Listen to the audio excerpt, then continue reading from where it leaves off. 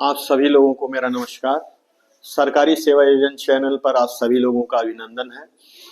हम लोग आज एक ऐसी वैकेंसी के बारे में संवाद करने जा रहे हैं जो उत्तर प्रदेश के सभी जनपदों से निकली हुई है। इसमें उत्तर प्रदेश के 75 जनपदों से ये भर्ती आई हुई है। विभाग का नाम है उद्योग विभाग उत्तर प्रदेश। उद्योग विभाग उत्तर प्रदेश के अंतर्गत ये भर्ती आई हुई है और इसमें 3 प्रकार की भर्तियां हैं। पहले प्रकार की जो भर्ती है उसका नाम है एमटीएस। एमटीएस कहते हैं मल्टीटास्किंग स्टाफ को। इसमें जो योग्यता मांगी गई है वो कक्षा 10 पास मांगी गई है। इसमें वेतन है 20,985 रुपया प्रति माह। इसी प्रकार से दूसरे प्रकार की जो वैकेंसी है उसका नाम है डाटा एंट्री ऑपरेटर। इसमें इंटरमीडिएट मांगा गया है और उसके साथ CCC होना चाहिए। इसमें वेतन है 20,985 रुपया। इसी तरीके से तीसरे प्रकार का जो पद है उसका नाम है कंप्यूटर ऑपरेटर। इसमें इंटरमीडिएट के साथ DCA होना चाहिए। अगर मान लीजिए DCA नहीं है तो ADCA होना चाहिए, यानी इनमें से कोई एक होना चाहिए। इसमें वेतन है 23,884 रुपया प्रति माह। कुल पद संख्या है 389 और इसमें उम्र मांगी गई है 18 से 40 वर्ष के बीच में। जो आउटसोर्सिंग एजेंसी है उसका नाम है फ्यूजन टेक मल्टी सर्विसेज, यानी फ्यूजन टेक मल्टी सर्विसेज को भर्ती की जिम्मेदारी मिली हुई है। अब हम लोग ये समझते हैं कि इन जो पद निकले हैं तीनों प्रकार के, इनके रोल्स एंड रेस्पॉन्सिबिलिटी क्या है, मतलब आपको काम क्या करना है।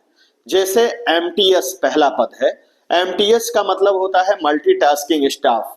मल्टीटास्किंग स्टाफ ऐसे कर्मचारी को कहा जाता है जो ऑफिस में स्थित सभी कार्य को संपादित कर सके। जैसे मौका पड़ने पर वो बाबू का भी काम कर ले, मौका पड़ने पर वो चपरासी का भी काम कर ले, मौका पड़ने पर वो अर्दली का भी काम कर ले, यानी जिस काम में उसको लगाया जाए वही काम वो कर ले। ऐसे ही कर्मचारी को एमटीएस कहते हैं। जैसा कि आपने सुना होगा, क्रिकेट में एक ऐसा प्लेयर होता है जो फील्डिंग भी करता है, बैटिंग भी करता है और बॉलिंग भी करता है। उसको हम लोग अपनी भाषा में ऑलराउंडर बोलते हैं। बस सेम काम एमटीएस का होता है। एमटीएस भी एक ऐसा कर्मचारी ऑफिस में होता है जो सारे काम को संपादित कर ले। ऐसे ही कर्मचारी को हम अपनी भाषा में एमटीएस कहते हैं या उसको फुल फॉर्म में मल्टीटास्किंग स्टाफ कहते हैं। और जो दूसरा पद है डाटा एंट्री ऑपरेटर, इनका काम तो आप लोगों को पता ही होगा कि डाटा एंट्री ऑपरेटर का जो काम होता है वो डाटा फीडिंग का काम होता है। वो कंप्यूटर में डाटा फीडिंग करते हैं। और इसी प्रकार से जो तीसरा पद है कंप्यूटर ऑपरेटर का, उनकी रोल्स एंड रिस्पॉन्सिबिलिटी ये है कि उनका काम कंप्यूटर्स चलाना होता है। कंप्यूटर्स के द्वारा विभिन्न कार्यों को संपादित करने का जो उत्तरदायित्व होता है वो कंप्यूटर ऑपरेटर का होता है। अब आगे जो प्रोसेस है वो ये है कि हम ये जानने का प्रयास करें कि ये फॉर्म भरा कैसे जाएगा। तो जैसा कि हमें पता है कि आउटसोर्सिंग एजेंसी से जो भी वैकेंसी निकलती है उसका फॉर्म सेवा योजना विभाग उत्तर प्रदेश की साइट से ही भरा जाता है। तो पहले हम अपना उत्तर प्रदेश सेवा योजना विभाग की साइट पर जाकर रजिस्ट्रेशन करेंगे। रजिस्ट्रेशन करने के बाद हमें एक आईडी पासवर्ड मिलेगा। आईडी पासवर्ड जब हमें प्राप्त हो जाए तब हम आवेदन करेंगे। आवेदन करने का लिंक डिस्क्रिप्शन बॉक्स में हमारे दे दिया गया है। आप वहां से आवेदन करने का लिंक उठा सकते हैं। और दूसरा तरीका ये है कि ये जो एक वेबसाइट लिखी हुई है, इस वेबसाइट को खोल करके भी आप वेरिफिकेशन कर सकते हैं। वेबसाइट का नाम है www.sarkarisevayojan.in। इस वेबसाइट पे जाकर के आप फॉर्म का वेरिफिकेशन भी कर सकते हैं कि ये फॉर्म कहाँ से निकला है, ये फॉर्म हम भरेंगे कैसे। और अगर मान लीजिए आप इस फॉर्म को आवेदन नहीं कर पा रहे हैं तो आपको सपोर्टिंग टीम जो है वो मदद करेगी आपका फॉर्म भरने के लिए। इसमें कुल पद है 389। हम लोग पहले से जानते हैं कि आउटसोर्सिंग एजेंसियां जो होती हैं वो भर्ती के सापेक्ष 3 गुना लोगों को ही कॉल करती हैं रैंडम प्रणाली के अंतर्गत। जैसा कि अगर इसमें 389 पद है तो 3 गुना लोग 1167 लोग होंगे, यानी 1167 लोग पूरे उत्तर प्रदेश से डॉक्यूमेंट वेरिफिकेशन के लिए बुलाए जाएंगे।